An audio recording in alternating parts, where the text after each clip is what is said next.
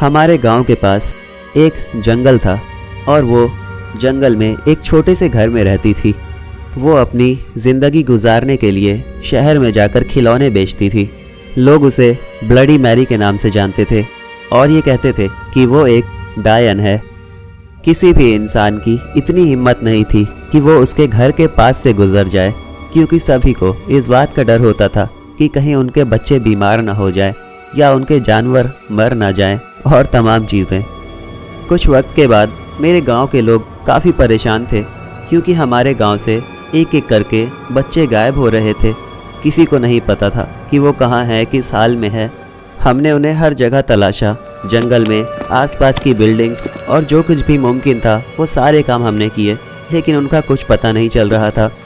पूरा गांव इस बात को लेकर बहुत परेशान था और कुछ लोगों ने कहा कि हमें ब्लडी मैरी के घर की तलाशी लेना चाहिए, क्योंकि वो एक डायन है और हो सकता है कि बच्चों को उसने छिपा कर रखा हो।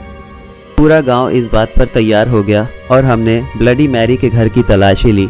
वहां हमें कुछ नहीं मिला। जब हमने ब्लडी मैरी से बच्चों के बारे में पूछा तो ब्लडी मैरी ने कहा कि उसे कुछ नहीं मालूम। लेकिन एक बात अजीब थी कि ब्लडी मैरी पहले से ज़्यादा सुंदर लग रही थी और जवान भी। उसे देखकर ऐसा लग रहा था कि मानो उसकी उम्र वापस लौट रही हो। पर मैंने इस बात को नज़रअंदाज किया और हम वहाँ से वापस आ गए। अगली रात मेरे पड़ोसी ईशान, उनकी छोटी बेटी, घर से निकली और जंगल की तरफ जा रही थी। उसे देखकर ऐसा लग रहा था कि जैसे वो किसी आवाज़ का पीछा कर रही हो, ऐसी आवाज़ जो शायद मुझे ना सुनाई दे रही हो। थोड़ी देर के बाद मुझे ईशान और उनकी पत्नी की आवाज़ सुनाई दी। वो अपनी बेटी को आवाज़ दे रहे थे। मैं भागकर उनके पास गया। मैंने उन्हें बताया कि आपकी बेटी जंगल की तरफ जा रही है। इस बात का शोर पूरे गांव में हो गया और वहां पर काफ़ी लोग आ गए थे। हम सभी एक साथ उस बच्ची को ढूंढने जंगल की तरफ निकल गए। कुछ दूर जाने के बाद हमें वो बच्ची दिखाई दी। वो हमसे थोड़ा दूर थी। मैंने उसे ज़ोर से आवाज़ देकर पुकारा, लेकिन वो रुकी नहीं। वो बस आगे बढ़ती चली जा रही थी और हम सभी उसके पीछे पीछे आगे बढ़ रहे थे। कुछ दूर जाने के बाद हमने देखा कि एक बड़ा सा पेड़ था जिसमें एक अजीब सी रोशनी आ रही थी। वो बच्ची उस पेड़ के नज़दीक जा रही थी। हम सभी भागकर उस पेड़ के नज़दीक गए और हमने देखा कि उस विशाल पेड़ के नीचे ब्लडी मैरी खड़ी थी और वो एक अजीब सा जादू कर रही थी। ये जादू वो उस बच्ची के ऊपर कर रही थी, जिसकी वजह से वो बच्ची उसके करीब जा रही थी। जब ब्लडी मैरी की नज़र हमारे ऊपर पड़ी तो वो वहाँ से भागने लगी। गांव के सभी लोगों ने अपनी बंदूक निकाल ली।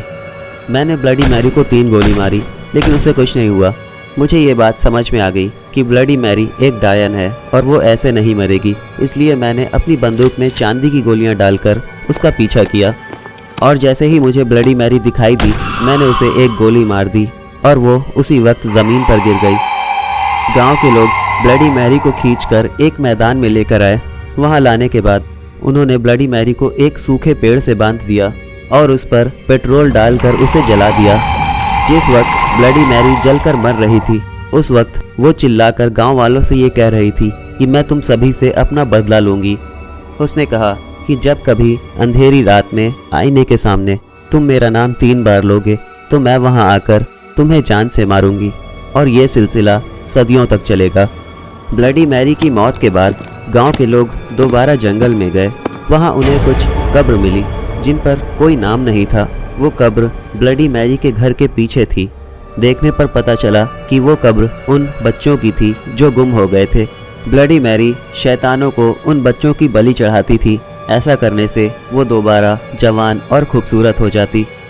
उस दिन से हमारा गांव ब्लडी मैरी को हमेशा के लिए भूल गया और किसी ने भी ब्लडी मैरी का नाम लेने की बेवकूफ़ी नहीं की।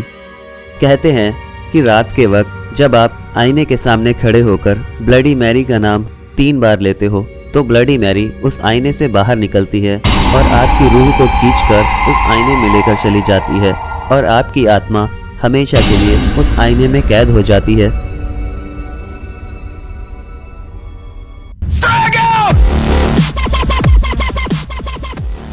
हाय एवरीवन, उम्मीद है कि वीडियो अच्छा लगा होगा। अभी के लिए वीडियो को लाइक करना है, शेयर करना है, अगर आप नए हो तो सब्सक्राइब करना है। और तुम सब मुझे फॉलो कर सकते हो मेरे इंस्टाग्राम अकाउंट पे या फिर मेरे फेसबुक पेज पर, लिंक डिस्क्रिप्शन में दिया हुआ है। तो मुलाकात होगी अगले हफ्ते, तब तक के लिए बाय।